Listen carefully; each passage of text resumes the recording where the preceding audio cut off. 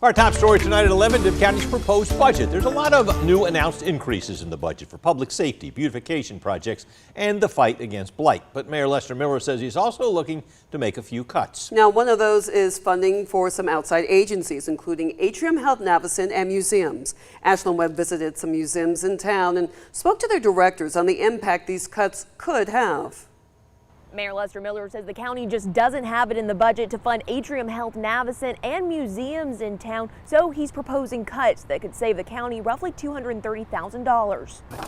The mayor says the outside agencies receiving the cuts include the Georgia Sports Hall of Fame, the Tubman African American Museum, the Museum of Arts and Science, the Macon Arts Alliance, and Atrium Health Navicent. All those mentioned received $50,000 last year, except the Macon Arts Alliance, which received $30,000. With Miller's proposal, that funding will drop to zero from the general fund. This is a speed bump for us. This is a bump in the road, but we'll make the best of it. Miller says he let the museums and organizations know about the cuts earlier this year. We read the tea leaves and knew that this is likely to happen. And so we pretty much prepared for it in our budget. A budget that for many of these museums and outside agencies is already tight because of the impact of the pandemic. The high schools have not been able to tour, so that's really had a negative impact on our revenue. And now they're trying to make up for this added loss. Harold Young says the Tubman plans to come up with creative ways to raise money. We're doing an event outside called Jazz in the Plaza on June the 6th, where we're asking for just donations.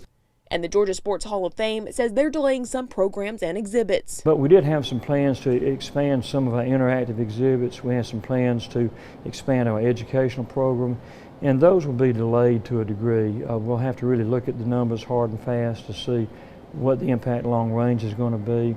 But the Georgia Sports Hall of Fame director Jim McClendon says he's hopeful this is a temporary cut. I think they do understand that we're partners. This is not a gift to us. We feel like we earn the revenues and support we receive from the Macon Bibb County Consolidated Government.